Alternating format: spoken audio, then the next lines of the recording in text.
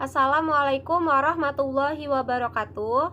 Perkenalkan, nama saya Diana Vitasari, NIM 192121164 dari kelas HKI 5E. Di sini saya dari kelompok 12 yang akan menjelaskan mengenai kital. Secara etimologis, dalam Kamus Al-Munjid dinyatakan bahwa kata kital merupakan bentuk masdar dari fiil katala yukatilu yang berarti perang. Sedangkan secara terminologis, kital adalah jihad berperang di jalan Allah yang orientasinya pada peperangan sebagai sarana untuk mempertahankan diri, penyebar luasan wilayah, dan penyebar luasan agama Islam. Kemudian mengenai perang sendiri, Al-Quran menggariskan tentang beberapa ketentuan-ketentuan yang harus dipenuhi, seperti mengenai kapan perang diperbolehkan, kemudian etika peperangan. Etika peperangan ini seperti bagaimana perlakuan terhadap tawanan perang, kemudian bagaimana pemanfaatan harta rampasan perang. Kemudian yang terakhir ada kapan suatu peperangan tersebut harus diakhiri. Di sini ada beberapa ayat mengenai kital yang akan saya jelaskan. Terdapat dalam Quran surat Al-Fat ayat 22. A'udzubillahi minasyaitonirrajim. Bismillahirrahmanirrahim.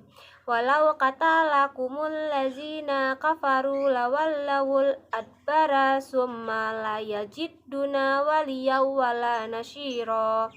Yang artinya, dan sekiranya orang-orang kafir itu memerangi kamu, pastilah mereka berbalik melarikan diri ke belakang, kemudian mereka tiada memperoleh perlindungan dan tidak pula penolong. Kata-kata lakum dalam ayat ini juga artinya sama, yaitu artinya adalah peperangan. Jika orang kafir pada ayat ini adalah kafir Makkah berperang menghadapi umat Islam, niscaya akan mundur dan kalah, serta tidak akan mendapatkan pertolongan sampai kapanpun juga. Hal ini diakibatkan oleh pertolongan Allah yang menghalangi tangan-tangan orang kafir untuk menyakiti umat muslim. Kemudian ada Quran surat Al-Baqarah ayat 191. A'udzubillahi minasyaitonirrajim. Bismillahirrahmanirrahim. Waqtuluhum haitsu saqiftumuhum wa akhrijuhum min haitsu akhrajukum wal fitnatu asyadu minal qatli wala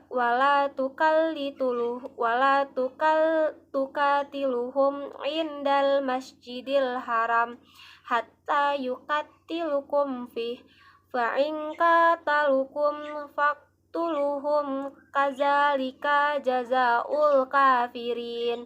Yang artinya, dan bunuhlah mereka di mana saja kamu jumpai mereka, dan usirlah mereka dari tempat mereka yang telah mengusir kamu atau Makkah.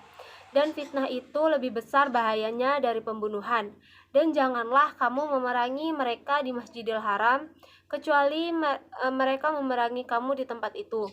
Jika mereka memerangi kamu di tempat itu, maka bunuhlah mereka. Demikianlah balasan bagi orang-orang kafir. Maksud dari ayat ini, perang tersebut boleh dilakukan untuk mempertahankan diri dari serangan musuh. Dan bunuhlah mereka di mana tempat kamu temui mereka dalam keadaan perang, dan usirlah mereka di mana mereka telah mengusir kamu, sebanding dengan kejahatan mereka mengusir kamu dari kota Mekah. Mereka pun harus diusir dari kota yang sama. Dan sesungguhnya fitnah itu lebih kejam dari pembunuhan. Dan janganlah kamu perangi mereka di Masjidil Haram demi menghormati tempat suci, kecuali jika mereka memerangi kamu di tempat itu. Sebab dalam Islam, menghormati tempat suci tidak boleh mengalahkan keselamatan jiwa yang terancam, dan membiarkan agama Allah diinjak-injak oleh orang yang tidak mencintai perdamaian. Jika mereka memerangi kamu terlebih dahulu di tempat suci seperti Masjidil Haram, maka perangilah mereka di tempat itu untuk membela diri dan kehormatan agama. Kemudian yang ketiga ada Quran surat Al-Anfal ayat 39. A'udzubillahi minasyaitonirrajim. Bismillahirrahmanirrahim. Wa qatiluhum hatta la takuna fitnatu wa yakunat dinu kullu illah fa init tahau fa innallah bima ya'maluna basir, yang artinya dan perangilah mereka supaya jangan ada fitnah dan supaya agama itu semata-mata untuk Allah. Jika mereka berhenti dari kekafiran, maka sesungguhnya Allah Maha melihat apa yang mereka kerjakan.